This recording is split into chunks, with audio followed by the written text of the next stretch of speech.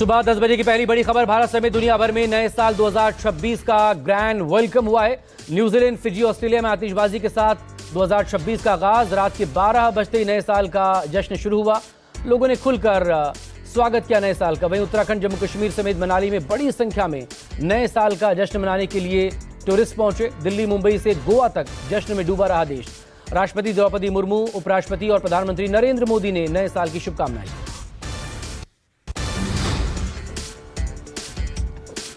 नए साल 2026 के पहले दिन देश भर के मंदिरों में भक्तों का सैलाब उमड़ा। भारी संख्या में लोगों ने भगवान के दर्शन और पूजा से साल की शुरुआत की। दिल्ली, मुंबई, उज्जैन और वाराणसी जैसे प्रमुख शहरों के मंदिरों में सुबह से लंबी कतारें हैं।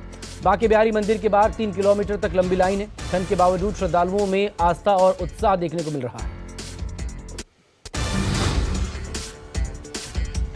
प्रधानमंत्री नरेंद्र मोदी की अगुवाई वाली केंद्रीय कैबिनेट ने 8वें वेतन आयोग को मंजूरी दी थी।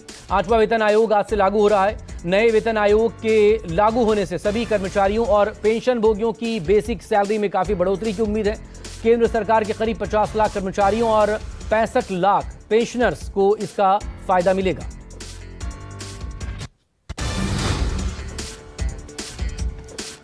रायपुर में आरएसएस प्रमुख मोहन भागवत का बड़ा बयान। कहा, लोगों को जाति, धन और भाषा के आधार पर नहीं आंका जाना चाहिए। देश सभी का है। इस दौरान भागवत ने पारिवारिक मेलजोल को फिर से शुरू करने की जरूरत पर जोर दिया।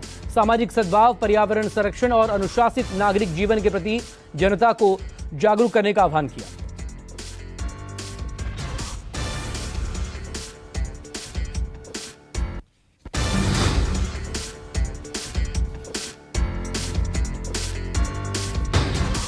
कोलकाता में बीजेपी कार्यकर्ताओं के साथ बैठक के दौरान अमित शाह का बयान। कहा, दिल पर लिख लो, इस बार बंगाल में बीजेपी की सरकार बनेगी।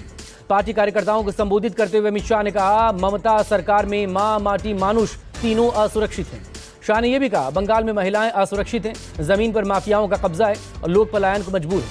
वहीं टीएमसी ने पलटवार करते हुए कहा, इस बार बीजेपी 30 से ज्यादा सीटें नहीं जीत पाएगी।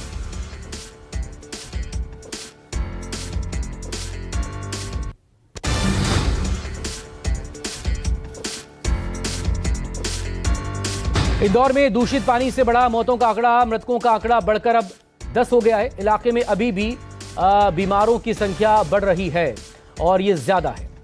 कई की हालत नाजुक बताई जा रही है। मामले में नगर निगम के 2 अधिकारी सस्पेंड किए गए हैं। इधर मुख्यमंत्री मोहन यादव भी इंदौर पहुंचे। अलग अलग अस्पतालों में जो पीड़ित भर्ती हैं उनके परिजनों से उन्होंने मुलाकात की।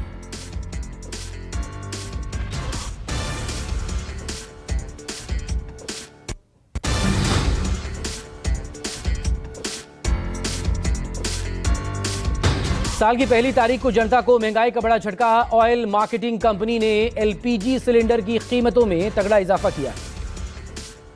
ऑयल कंपनियों ने कीमतों में यह बढ़ोतरी कमर्शियल एलपीजी सिलेंडर पर की है। प्रति सिलेंडर 111 रुपए तक बढ़ाया गया। हालांकि 14 किलो वाले जो घरेलू एलपीजी गैस सिलेंडर हैं उसकी कीमतों में कोई बदलाव नहीं है। वहीं आईजीएल ने दिल्ली एनसीआर में घटाए हैं अपने पीएनजी के दाम। आज से 70 पैसा सस्ता मिलेगा ये पाइप्ड वाला गैस।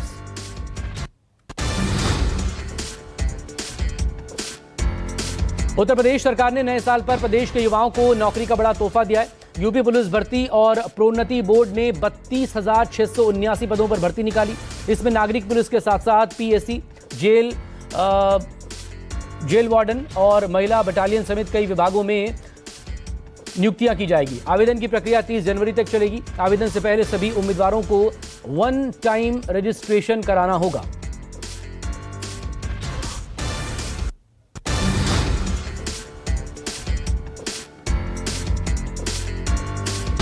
बरेली में एडीएम निवास के सामने स्थित एक 3 मंजिला कॉम्प्लेक्स में अचानक से आग लग गई।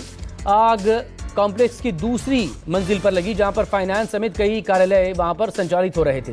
देखते ही देखते आग बढ़ गई और इसने दूसरी मंजिल पर बने सभी ऑफिस को अपनी चपेट में ले लिया, जो पूरी तरह से जल चुके हैं। फायर ब्रिगेड की टीम ने कड़ी मशक्कत के बाद आग पर काबू पाया।